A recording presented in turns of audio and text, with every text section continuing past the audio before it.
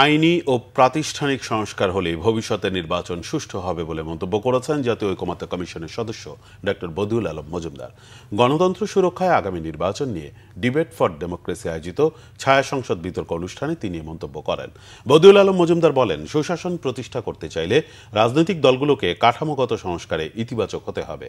তিনি বলেন, যে গণভোটের সম্ভাবনা দেখা দিয়েছে সেটিকে কাজে লাগাতে হবে। গণভোটের পক্ষে ইতিবাচক মনোভাব তৈরি করতে হবে। বলেন, শেখ হাসিনা যে স্বৈরাচারী কাঠামো তৈরি করেছে সেটি এখনো বিদ্যমান, তাই রাজনৈতিক সংস্কৃতির পরিবর্তন দরকার। ক্ষমতার পালাবদল যেন দুর্নীতির পালাবদল না হয় এমন মন্তব্য করে বদিউল আলম মজুমদার বলেন, ক্ষমতার সাথে দুর্নীতির জাদুর কাঠি আছে।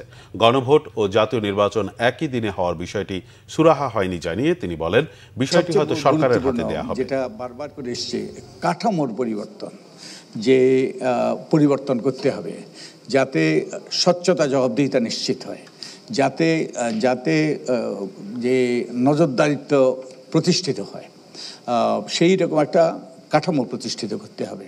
তো তাহলে কিন্তু পরবর্তী নির্বাচন, এই নির্বাচনে না, এই নির্বাচন অবশ্যই সুষ্ঠু নিরপেক্ষ নির্বাচন করতে হবে, তার পরবর্তী নির্বাচনও সুষ্ঠু নিরপেক্ষ হবে যদি এই সকল পরিবর্তন আমরা আনতে পারি। তো তার মানে মোটা দাগে আমরা কতগুলো আইনি সংস্কার করতে হবে, কতগুলো প্রাতিষ্ঠানিক সংস্কার করতে হবে, কতগুলো কাঠামোগত সংস্কার করতে হবে, তাহলেই এই নির্বাচনের পরে পরবর্তী নির্বাচনটা সুষ্ঠু হওয়ার পথ সুগম হবে।